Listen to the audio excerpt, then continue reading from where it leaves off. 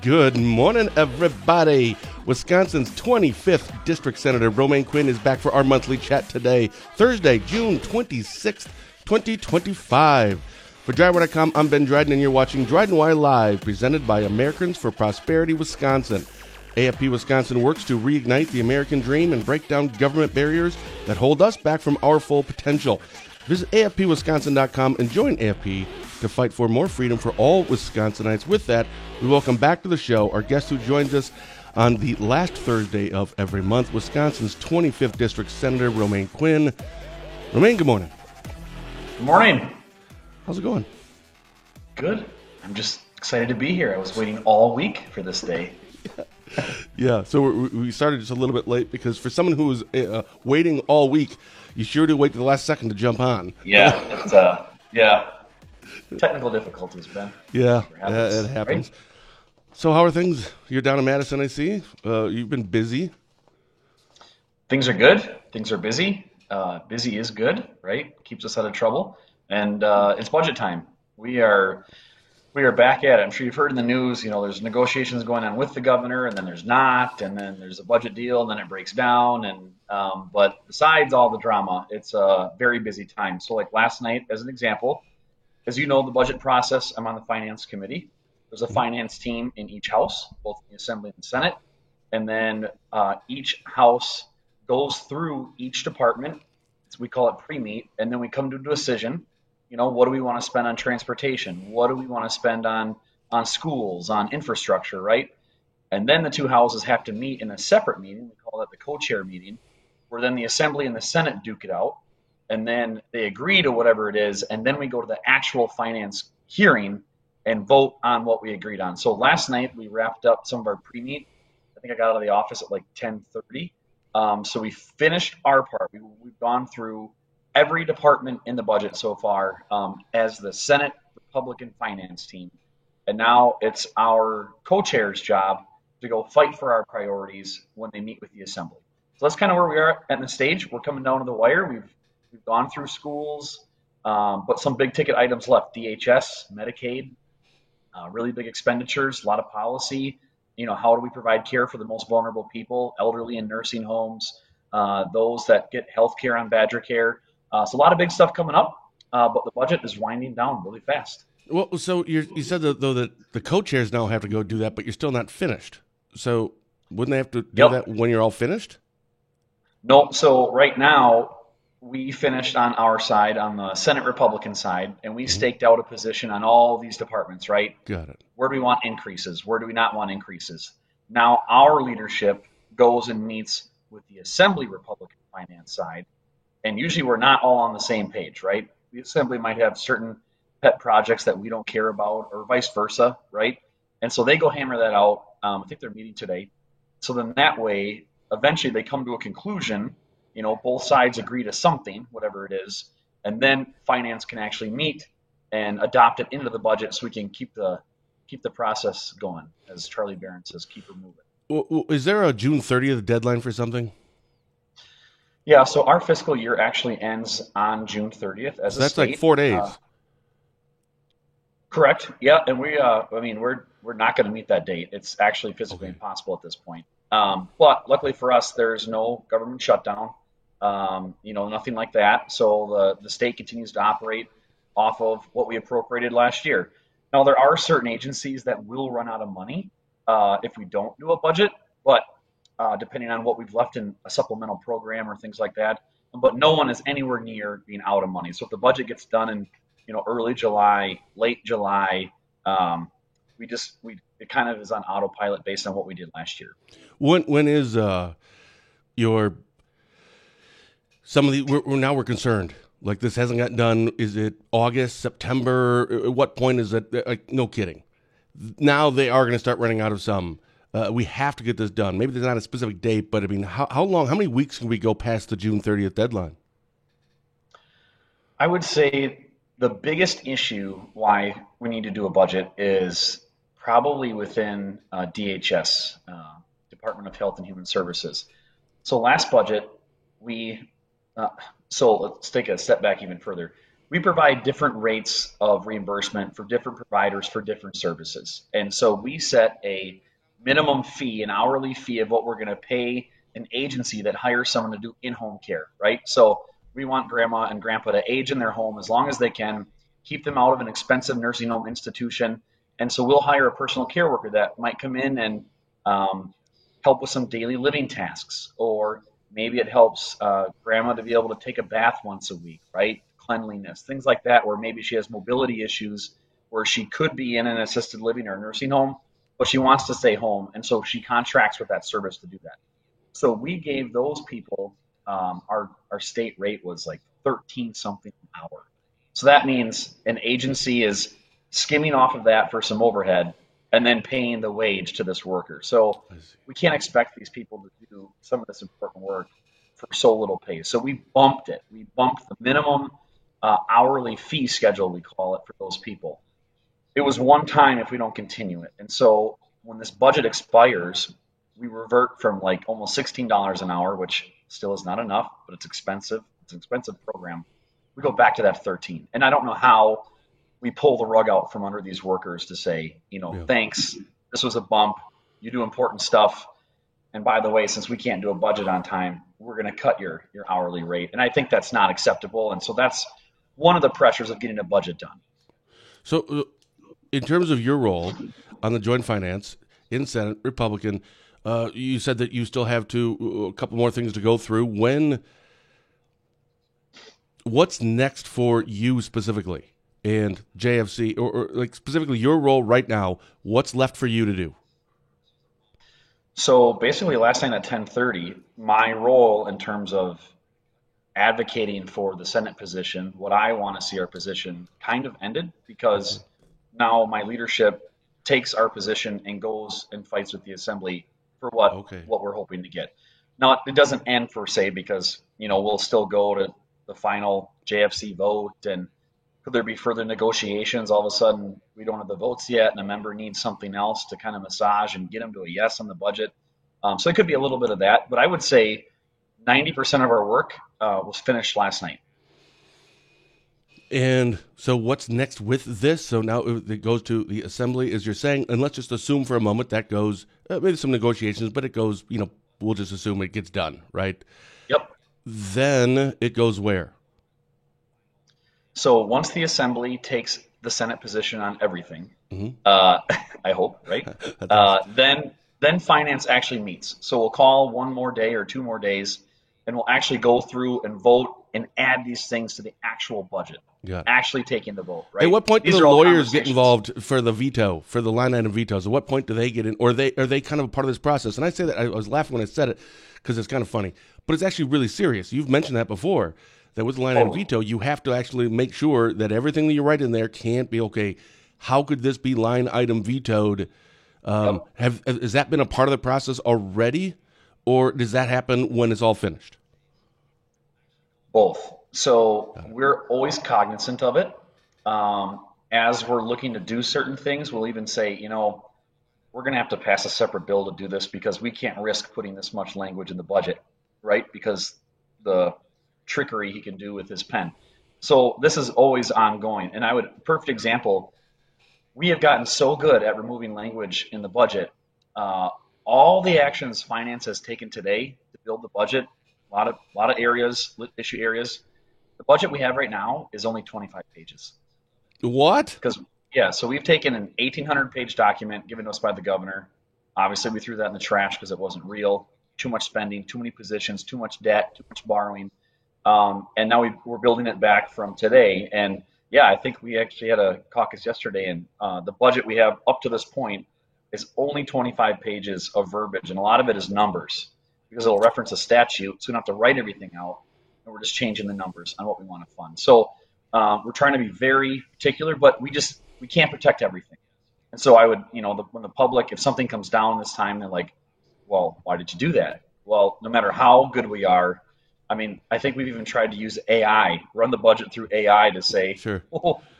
Can you line item veto in this artificial intelligence? Sure.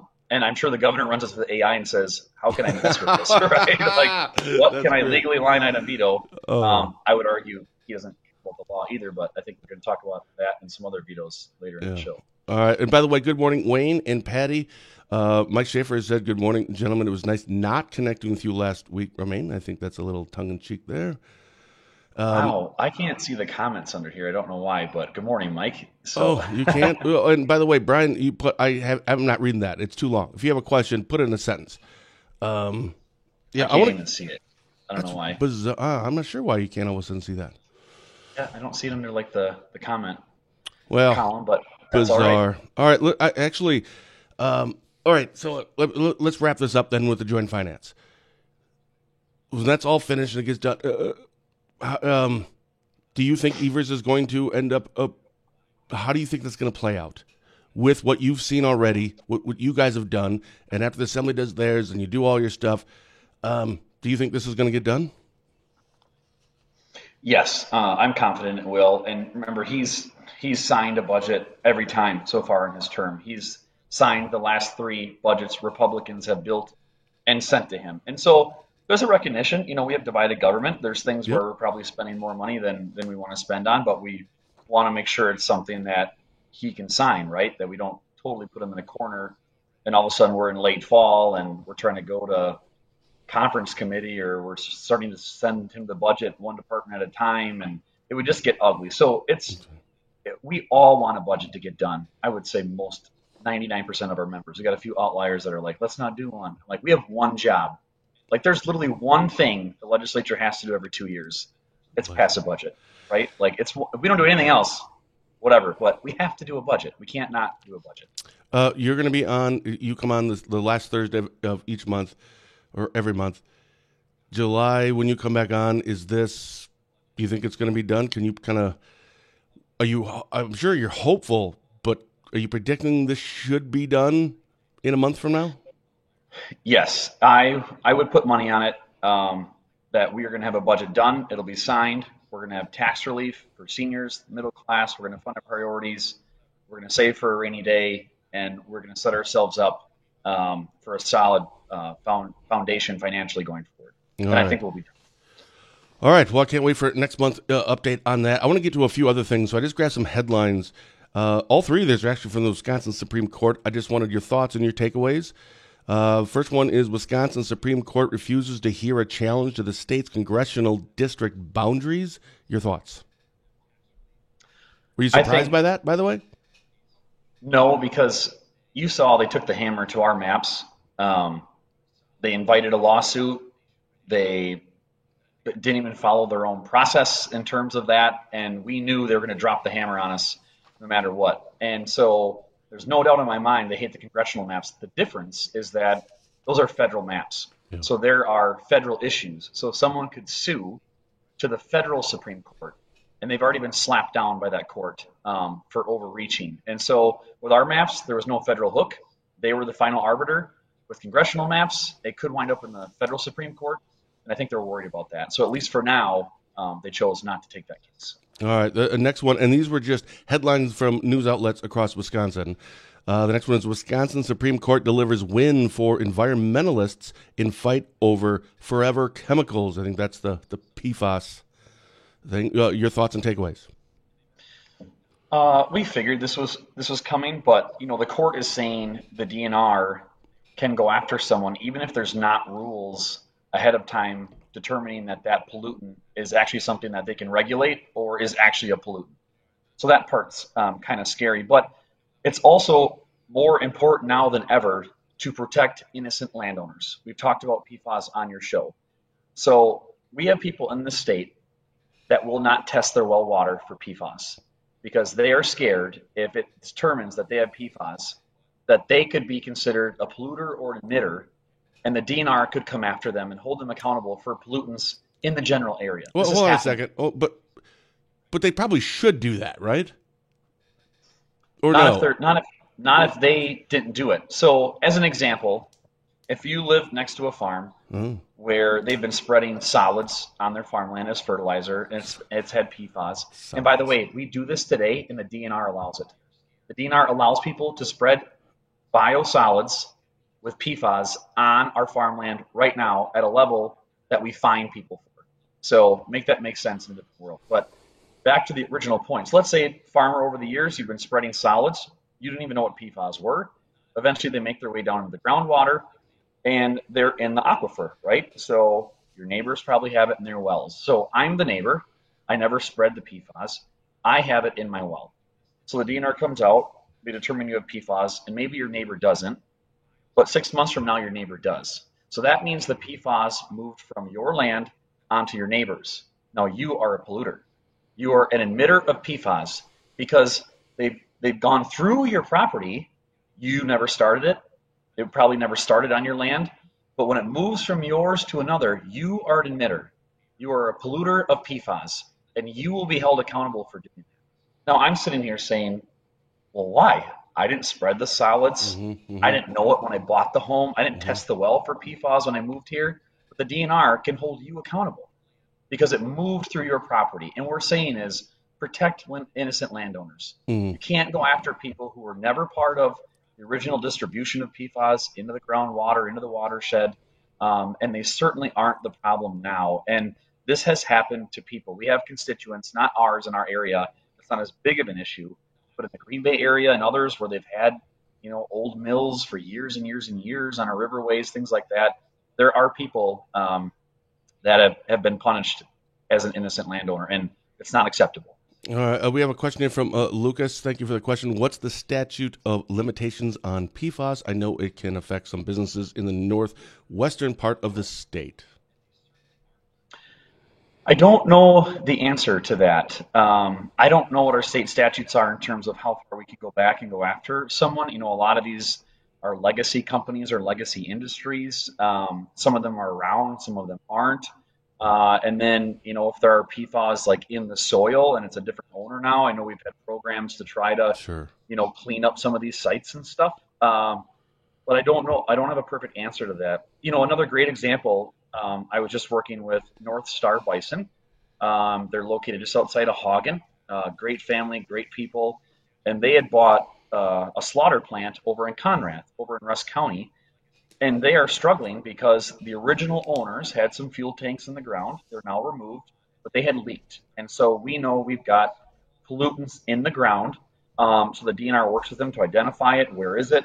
And then we just know we've contained it. We've capped the area. But the DNR, until I got on a call with them, was not going to permit them to basically close this case, right? They bought the place. They've done everything they could to make sure it doesn't spread. They didn't put the tanks in the ground.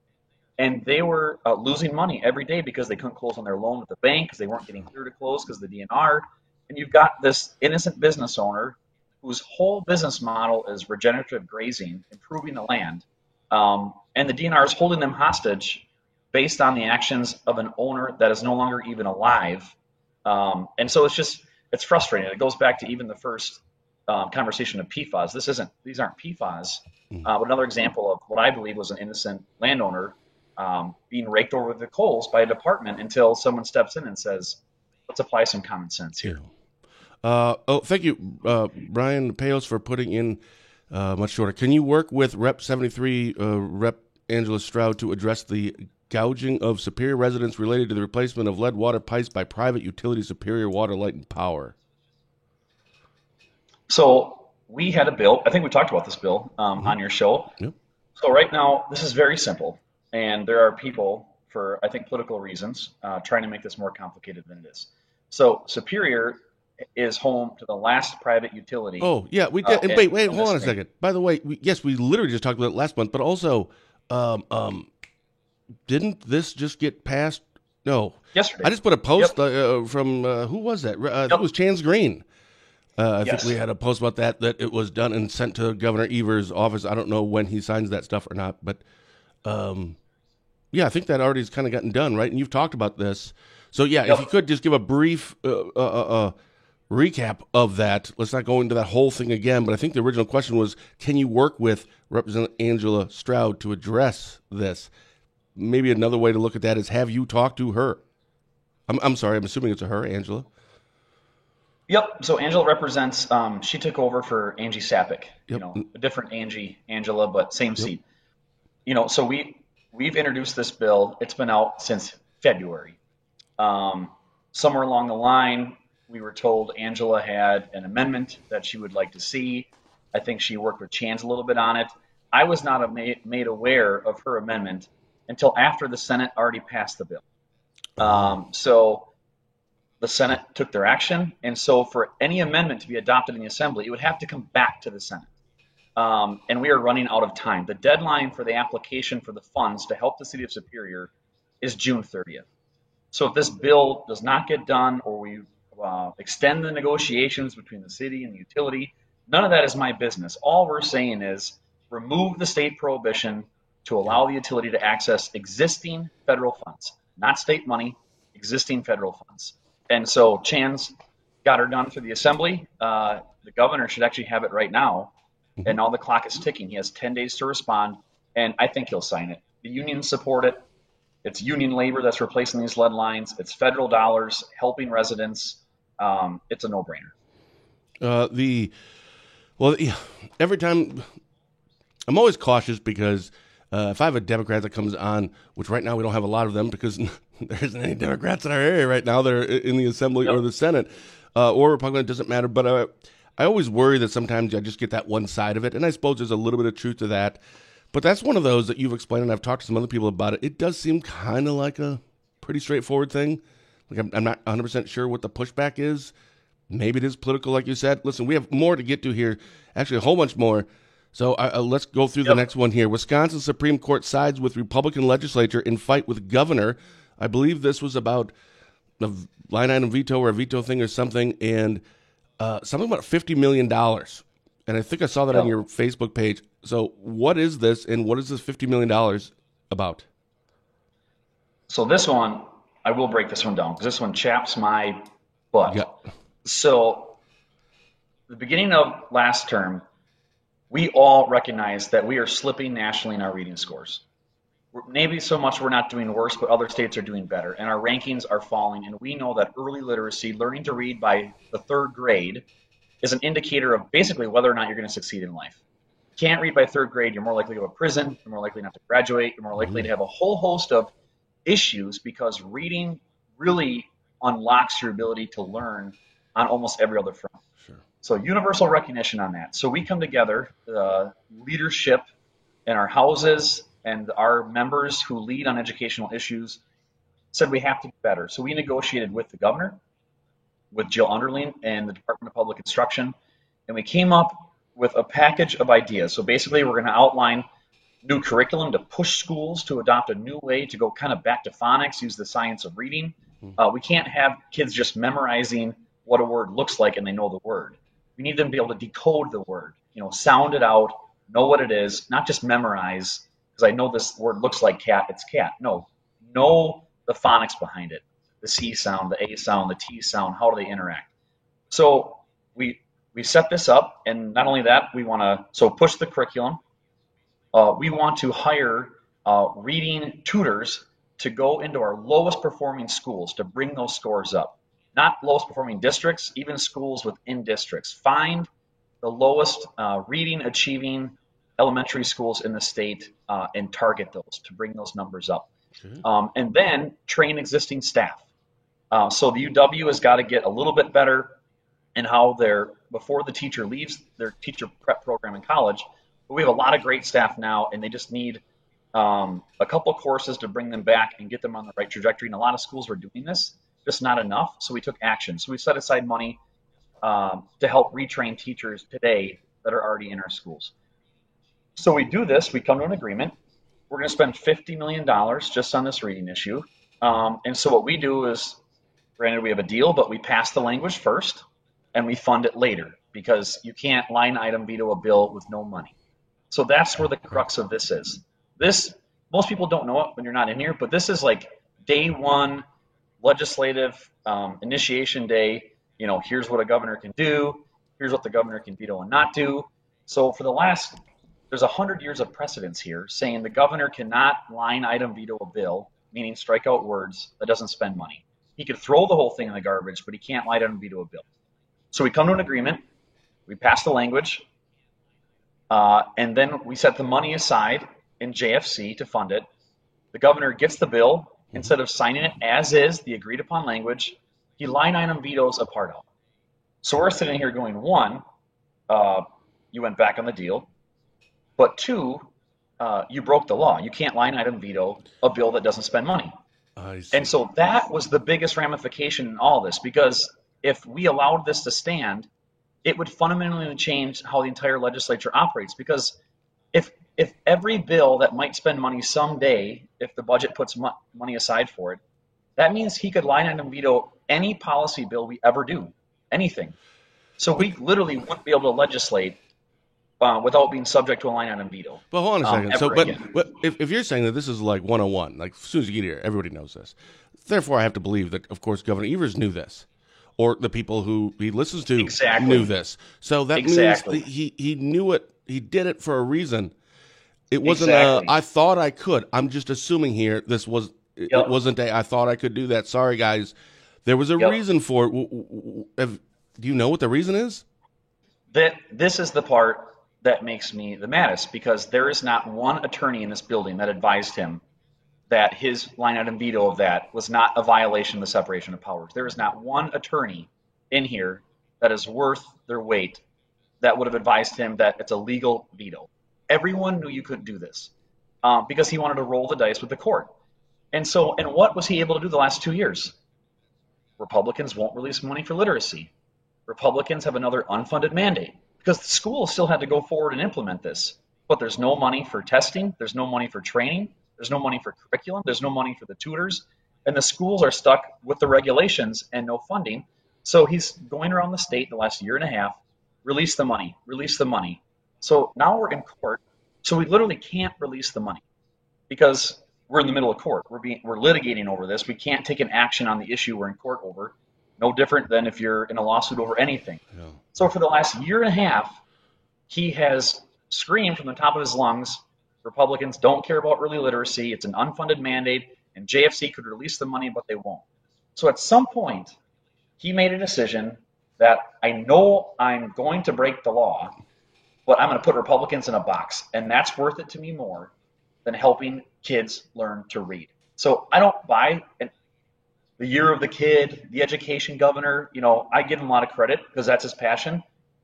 But if it wasn't him, it was his staff, and he allowed his staff to convince him that for political reasons, we've had to hold up $50 million that we agreed upon. So that's the part that makes me the maddest, to be honest. And his press release from yesterday when the court came down was, well, I'll never apologize for working hard for kids. No, that's not about that.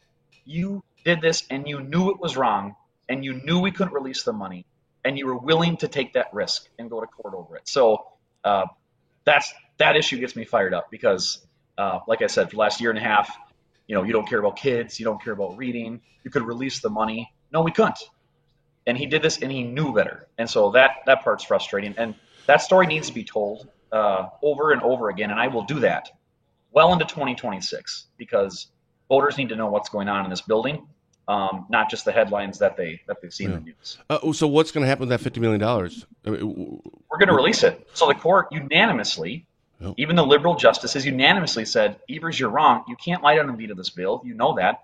And JFC was right. They never had to release the money. And so now the original bill stands. We agreed upon the language. The next time JFC meets, I'm excited to vote to release that money because it was my intention to fund that from the very beginning. And so the original deal stands. The language is there. The intent of the program is protected. And now JFC will release the money like we promised to do 2 years ago, which we've always wanted to do. So what a waste of freaking time.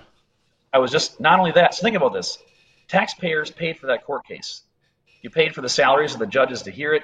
You paid for Evers' attorneys to sue or to defend himself, and you paid for our attorneys to sue him to make him follow the law. So who loses in this? The taxpayers. Because you paid all three sides of this lawsuit. Diane has a question here. How do you feel about continuing the child care accounts funding? I'm a provider in Shell Lake, and those monies help run my family child care center.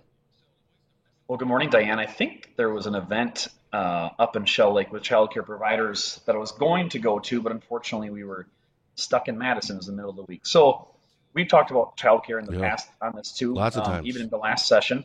So Child Care Counts was a federal program funded by ARPA dollars or funded through COVID dollars as direct payments to providers to offset the cost and give a bump to these frontline workers who are working through the pandemic. So, our nurses and doctors can go to work because they have to have childcare, right? And so they're a necessary business. So now the federal government is ending the funding. It was one time, and they're leaving the state to hold the bag. So if you want to continue this program, great. The feds have backed out, and now they put providers in this spot saying, the state, you have to pick up the tab. Mm-hmm. The problem is there is just a fundamental disagreement by some legislators on how we fund childcare. We have people that view childcare the same as K through 12 education. It should be state funded, publicly funded, free for all. And then we have others that are saying, hey, we already pay for your kids' education from kindergarten to 12th grade because it's constitutionally required, but we are not required to pay for your childcare. Like, that is the role and the responsibility of the parent when you chose to have children. The cost of the childcare should be borne by the parents. And so you've got these two viewpoints colliding, right? And if you don't have the votes for something, you can't get anything done. So, and by the way, that's I wish there was more absolutes in these things, but it requires far too much nuance, because when you look at those two reasons on both sides, that's legit for both sides. Like, I could totally make an argument for either one of those sides as to that's why we should do this, and then I could do the same thing for the other one and say that's why we actually should do it this way. Yep. How do you come to how do you do it when they both that makes sense on both sides? So then you go through the legislative meat grinding process, right? So I pivoted a long time ago. There are still some holding out for the Child Care Accounts program to exist as it is, and I knew that ship sailed a long time ago because I know where my caucus is and I know there's the votes. And so, how do we pivot from here? Where do we go from here? We know the child care system cannot survive on hoping people show up to work for $10, $11, $12 an hour, right? To watch your kids. I don't want to watch my own kids for $12 an hour, right? So right, it's like, right. How do you expect other people to do that? And then there's consequences if we don't have the workers, you don't have the child care. Now mom or dad, not just mom or dad, has to leave the workforce to stay home with the kids. And all the business is going, well, what the heck? Where did my employee go? Well, they don't have child care, so they can't come to work. Mm-hmm. So I think there's a number of things we have to do. One, like on the business front, we have to wrap in the business community. How do we set up the ability for businesses to say, I'm going to go buy a spot in Diane Center in Shell Lake as a benefit to my employee because I need him or her to show up to work. Is there a way to incentivize that, right? To invest into Diane's facility at a rate she can afford to provide care. And so there's part of that.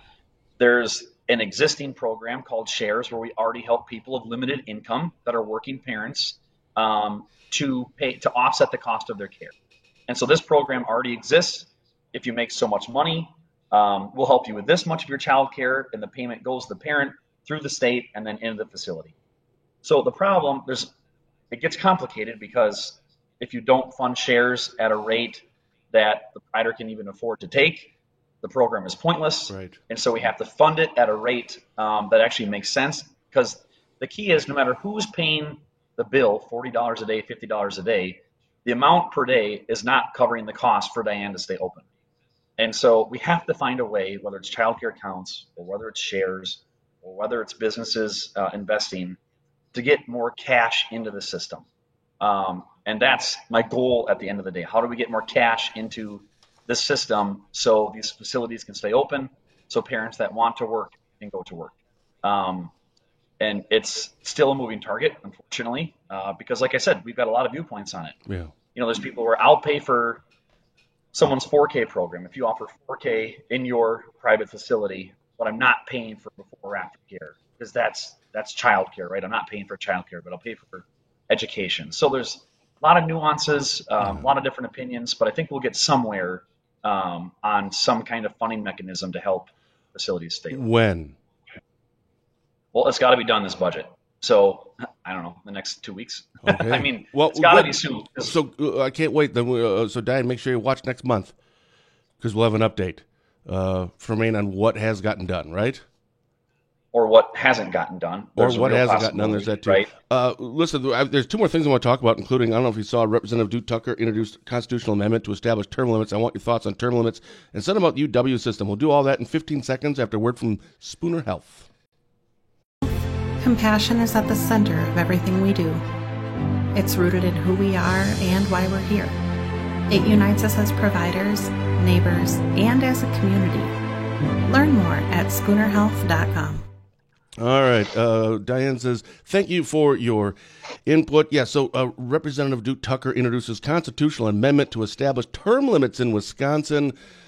So it's funny. I want to, like Emily Gall and I, we did a show, and we're going to do this every month. It's the first Thursday of the month.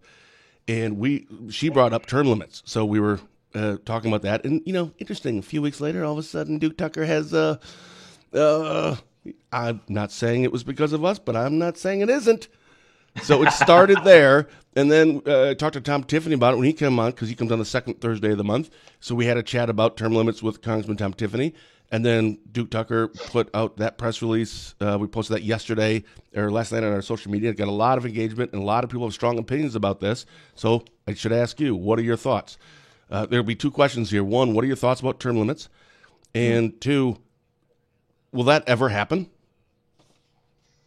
So one, Duke is great. I just love Duke. I know, he's great. He's a hard guy not to like. Yeah, totally. He's the guy you want in public office, right? So like Duke, my very first term, I introduced the same bill, right? I was very hardline on term limits, especially on a federal level.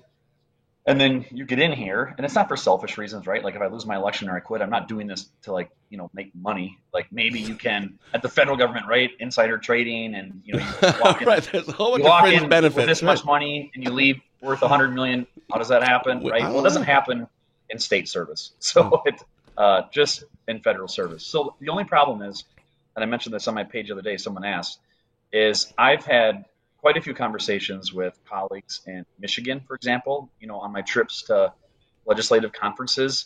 And over there, it's kind of a disaster because you've got people that know when they're shuffling to the next house.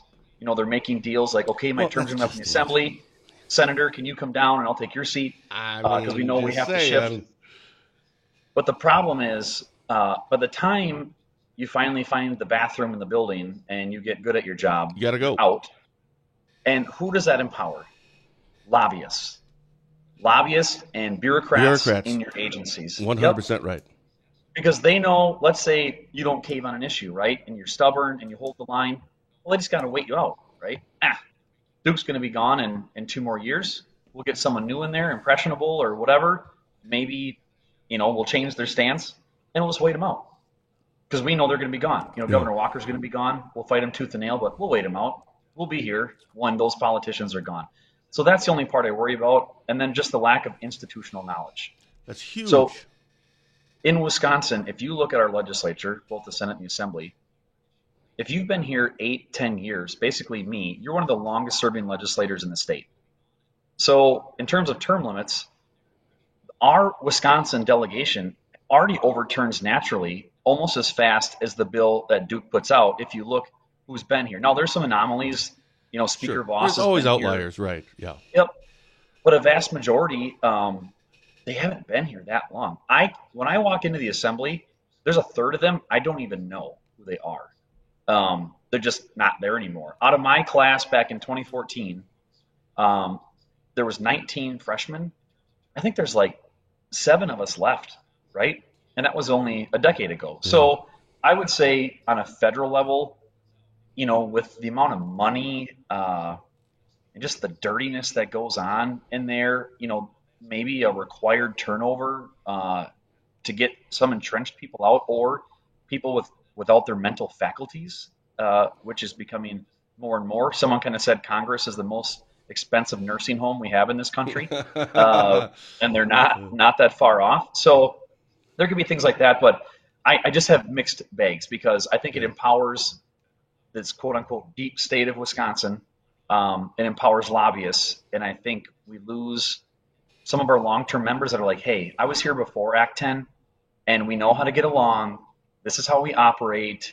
cool it. They kind of ground you a little bit. The institution doesn't work this way. It's going to be here long after we're gone. And so, do a better job. And so that's the only risk I would say. I don't understand what problem we're trying to solve with doing term limits. I don't understand what the problem is now. And I mean that it's not rhetorical. What's the problem that we're having? That we need term limits? I mean, I think in general, it just... The only thing I ever hear is career politicians. Well, Yep. I don't think, like you just said, that I don't think that's happening as much as you realize in terms of like Wisconsin. In fact, we're just focusing on that. I don't think that's really that big of a thing.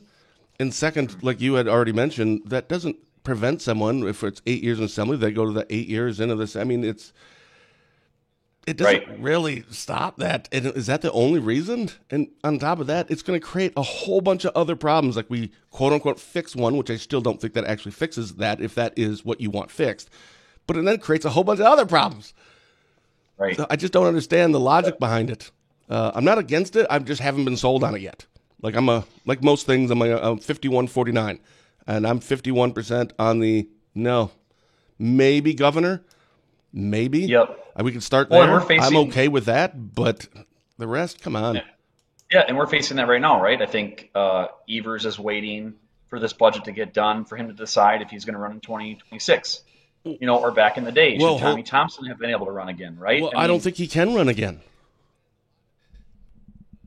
I don't think he can. Well, because if you recall, the Marquette poll that came out a few years ago about legalization of marijuana, it was like 72%, something like that, which is only like 400 people that actually surveyed in that poll. But apparently that speaks for all of Wisconsin. He was championing that all the time. This is why we have to legalize because that's what Wisconsin wants because that's what this survey said. Well, Marquette poll came out yesterday and 55% of Wisconsinites, or just the people that responded, don't want to run for a third term. So I feel like he's going to have to listen. I'm sure he's reading that poll as well. So that's funny. yeah, but again, it's up to the voters, right? Right now, it's up to the voters. There are people that love Tony Evers and think he should be able to run again if he wants to. And there's other questions too, right? By the time he ends the next term, he'll be in his late 70s. Going back to the question of, right. how not saying he's not Joe Biden, right? Yeah, right. I think he's a very nice man. I think he's wrong on a lot of things, but I think he's mentally competent, right? But we all age different, and we do, and that's just it. Like I've heard people talk about. Thing.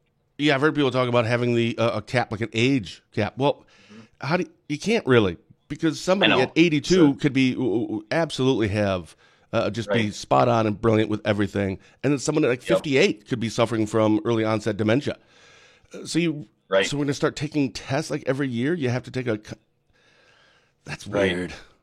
Yep. I mean, again, just vote them out if you don't. Hey, real quick, I want to bring this up. This was on your Facebook page yesterday because. Oh shoot! I thought I had a graphic for it, but I think I forgot to put it on. It was on your page, and these were your words. You shared something, and your words were UW system has added an employee for every 3 students they lost over the last decade. So, how did this all come to be? Where is that information out, and why are you looking into it? Is it part of the budget process?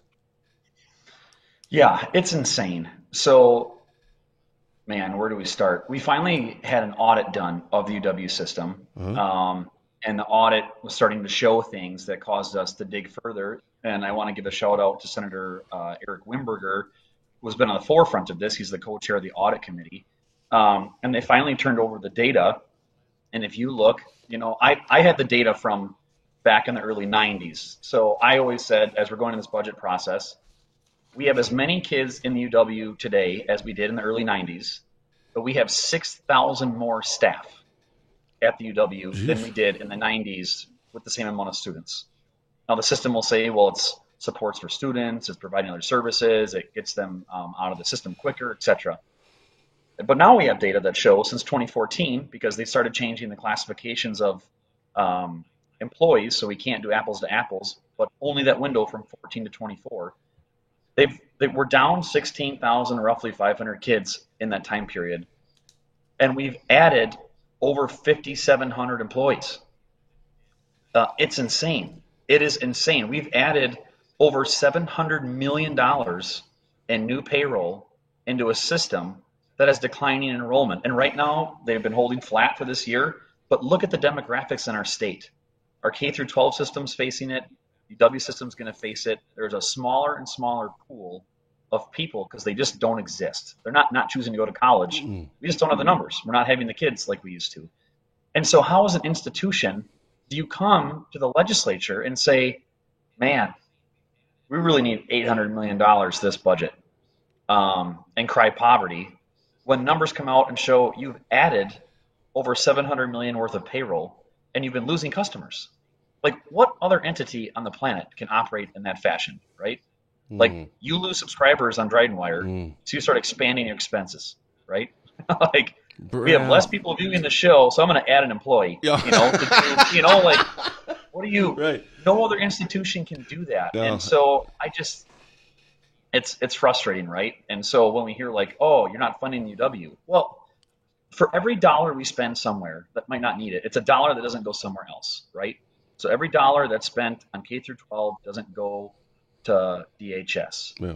Or every dollar that goes to UW doesn't fix a road, in the city of Shell Lake or whatever it is, right? Wait, you put something on your page about there, or maybe it was a comment. I thought I saw. Maybe it wasn't you. Maybe it was just on your page. Something about if what did you see that? Maybe that was you that wrote something about roads and how it would be like 3 times funded or something. What was that? Yeah, so you do the quick math. There's over $700 million in new payroll. That same amount of money, to put it in perspective, could have paved every county road in our entire Senate seat 3 times. If that went to infrastructure, right? Not apples to apples, but trying to quantify for people, this is real money. Like, it's not just a number. And these are dollars that could have went somewhere else. We could have paved every county road in our entire district 3 times in the last decade with the amount of money that they're spending on new salaries as they're declining in enrollment. So, that was something that, again, the public needs to be aware of these facts as we're budgeting, as we're talking, and as we're looking forward as a state. What is the vision for the UW going forward with these campuses when there's less bodies on the campus? And I would say the technical college system does a phenomenal job at pivoting. There's a program going down, it's not needed, employers don't want it, they pivot. They end the program and they start something else that employers need. They need to upscale people for jobs that exist and are in demand today. So the tech college is nimble. UW just is not built that way, and they need to be. They need to be nimble. They need to pivot. They need to put resources to get people out in high demand fields, engineering, nursing, etc.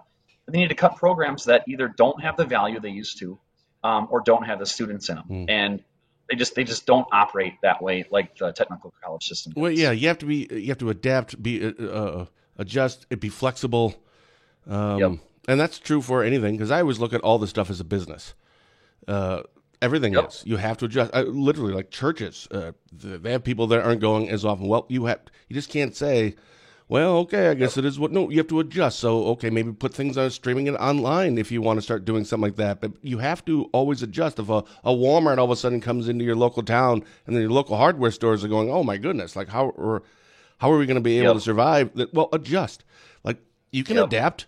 One thing Walmart doesn't do, or like a Menards, or anywhere you go to buy a lawnmower, they don't service them, right? So maybe put extra time, energy, and effort into the giving free service for this. I'm just saying, you have to be able to be flexible with some of these things, and it sounds like maybe they aren't right now. I would say some campuses and some chancellors do a good job, or do as much as they can within the confines of their own faculty's willingness to change, or the regent's ability to change or desire, or coming down from system as a whole. So I would say it's not like everything in the UW system's wrong, right? We're still producing great people with great credentials, doing great work in our state, and it's an economic driver, and the research going on. There's a lot of great things going on, but there's a lot of areas where there needs to be real reform. And it's like pulling teeth sometimes. It is. Lastly, we're already 5 minutes past our time, so thanks so much for hanging out for a few more minutes. I just want to say, I never go to your page, but if it just shows up in my news feed, then I'll see it. But I'm seeing a lot of yours lately, and it's these videos that you're doing. What I'm saying, I don't go to go to your page just to go to your page. Like, hey, I wonder what Remain's doing on its Facebook page today. But I see this stuff in my news feed when I'm going through, and I'm seeing a lot of your stuff lately.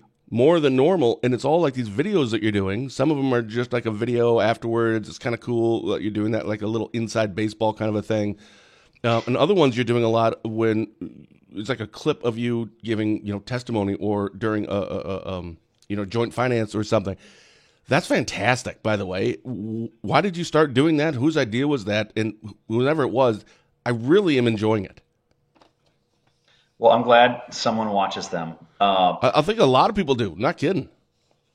Well, I mean, so the frustrating part, like an example, we talked about the literacy thing. Mm-hmm. All we hear and see is, court rules, whatever, literacy, money goes out the door eventually from joint finance. Well, so I'm so sick of the story not getting told or the truth not getting told. And I've been in here long enough where it's like, I'm going to start saying something. And it makes a lot of people mad on my page. Don't shoot the messenger, shoot the message, or the issue that caused it. Yeah. But I'm in the know, and I'm going to tell the public what's going on, and I'm going to keep doing that. I love it. So we'll see. Yeah. It's kind of like well, ideally anyway, what these shows are meant to be when we have the 25th Senator on, which is you. That's kind of the idea behind it, to be able to actually say these things. And talk about it. And even when Fitzy, that was the thing he loved the most about doing our shows, is instead of just having like a news outlet call and say, give me a quote or do a 20-minute interview with someone, but they only use like 30 seconds of it for the night, for their evening newscast. He said, I want to be able to talk about all this stuff and go through all these things. So I certainly appreciate it. So my point is that these are like little clips of that. I love it, to actually hear what you're saying down there, not just what you say on these shows, but we actually get to see, no, you're really saying these things to your constituents or your peers. And I think that's pretty awesome. Yep. So, all right, man, thanks so very much. Have a wonderful weekend, and we'll catch you in a month, huh? We'll see you, end of next month. And the budget will be done, and it'll be signed. It better be. Special thank you to Wisconsin's 25th District Senator Romaine Quinn for taking the time to come on for a chat. And thank you for all of your comments and your questions today. I'll see all of you back here next Thursday, July 3rd, when I'll be chatting once again with our good friend, North of 8 Design and Marketing founder Emily Gall. So until then, for Dryden.com, I'm Ben Dryden, saying thank you for watching, and as always, have a blessed day. We like see, even my mom said she likes the clips too. Oh, awesome. Hi, Diane. If you got that, and Adam, hold the line. You guys have the upper hand in the negotiation. See? Keepers, how come he's commenting now when the show's over? Start the show back up. Yep.